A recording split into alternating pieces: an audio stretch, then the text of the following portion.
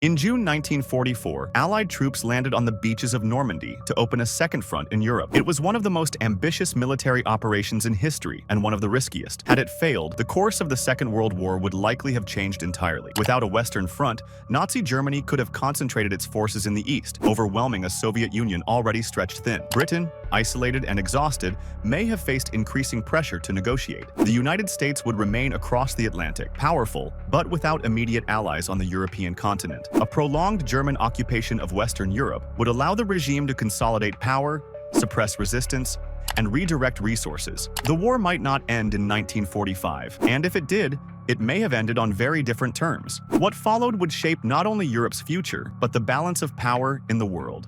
If Germany had defeated the Allies, Europe would not return to democracy. Instead of the European Union, there would be a centralized authoritarian bloc, led not by diplomacy, but by military dominance. Nazi Germany's influence would stretch from the Atlantic to the Ural Mountains, encompassing territories in Western, Central, and Eastern Europe. National governments would either be dissolved or turned into puppet regimes, loyal only in appearance. Independent media would cease to exist. Cultural identity would be redefined by ideology, not history. Dissent would not be debated, it would be eliminated. In this world, borders mean less than loyalty. Those who cooperate might gain privilege. Those who resist would vanish from public life, or from life entirely. Further east, Imperial Japan would expand across Asia, and together with Germany, carve the world into two authoritarian zones. A global alliance of fear, not cooperation.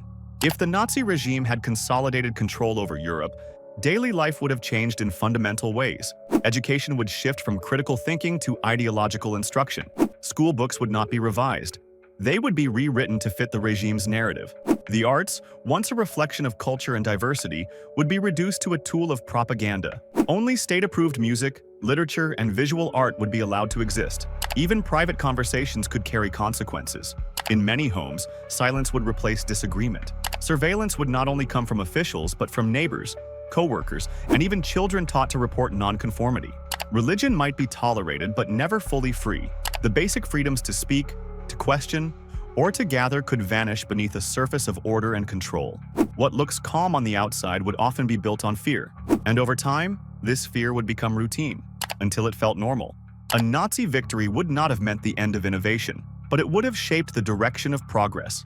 Scientific research might have continued, but under strict ideological guidelines. Projects that aligned with military goals or social control would have flourished.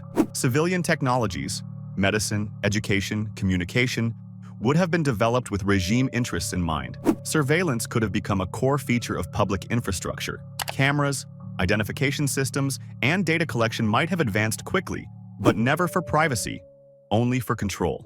The economy, while growing in some sectors, would likely remain heavily centralized. Efficiency and loyalty would be rewarded over creativity and dissent. Technological advancement without freedom tends to serve power, not people.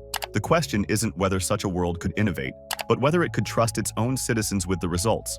A Nazi victory in Europe would have redrawn the global balance of power. The United States, industrially strong but politically isolated, might have reinforced its borders and adopted a more defensive global posture. Without the need to liberate Europe, American influence could have shifted inward or toward the Pacific. The Soviet Union, if not completely defeated, would have been forced into permanent retreat. Stalin's vision of international communism would have faced overwhelming ideological opposition. Meanwhile, Japan's dominance across Asia would likely have expanded, solidifying a second authoritarian sphere stretching from Korea to Indonesia. Former colonial regions in Africa, the Middle East, and Southeast Asia might have seen their hopes for independence crushed or co-opted by new regimes. Neutral countries would be surrounded by powers that demanded allegiance or submission. In a world shaped by victors unwilling to compromise, diplomacy would become less about agreement and more about survival.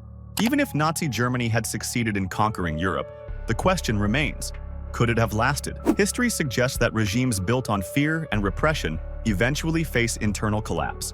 Resistance movements, though fragmented, might have grown underground. Foreign powers could have supported insurgencies, just as they supported partisans during the actual war. Economic strain, technological stagnation, and internal rivalries may have weakened the regime from within.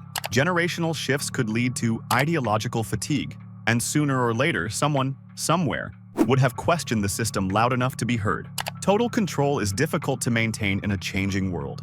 If collapse came, it would leave behind a broken continent, deep scars, and a rewritten history. But if it endured, the world we know today, democratic, flawed, but open, might never have existed.